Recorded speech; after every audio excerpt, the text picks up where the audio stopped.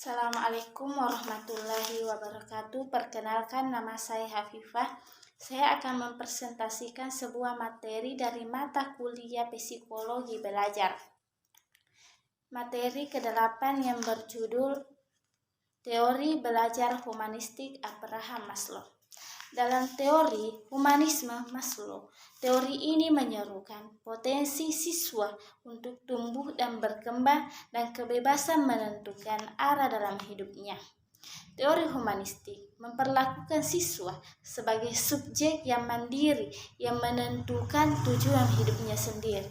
Humanis percaya bahwa siswa dituntut untuk memiliki sifat bertanggung jawab terhadap kehidupannya sendiri dan orang-orang di sekitarnya.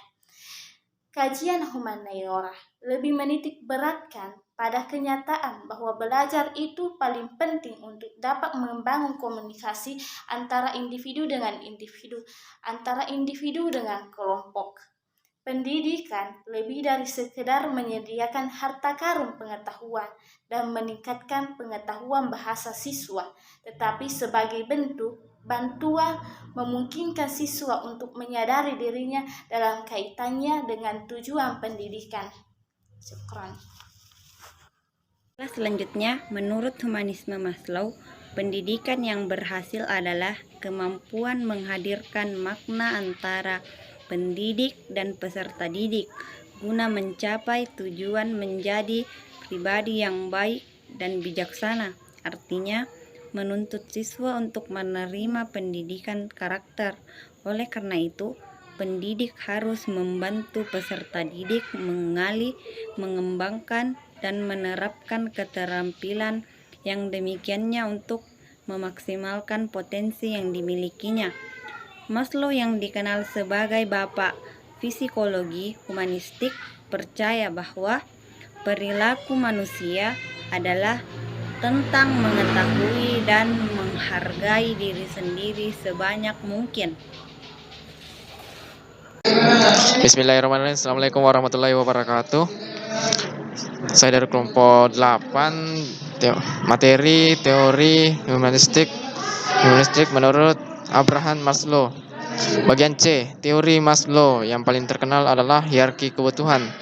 Menurut Maslow, manusia terdorong untuk memenuhi kebutuhannya, dan kebutuhan ini bersifat hierarkis dari yang paling dasar hingga yang paling tinggi. Adapun teori psikologi Maslow bahwa semakin besar kebutuhan, semakin besar pula usaha yang diperlukan untuk berprestasi. Pandangan ini erat kaitannya dengan keyakinan Maslow 1954 sampai 1971 bahwa kebutuhan dasar harus dipenuhi sebelum pindah ke kebutuhan yang lebih tinggi atau yang lebih tinggi.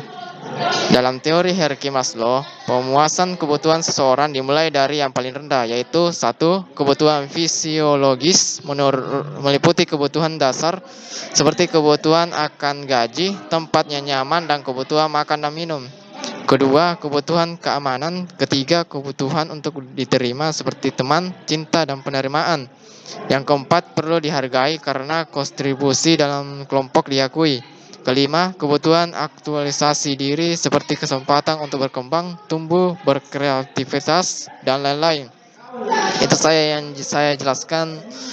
Kurangnya mohon dimaafkan. Wabillahi taufik wal hidayah. Wassalamualaikum warahmatullahi wabarakatuh.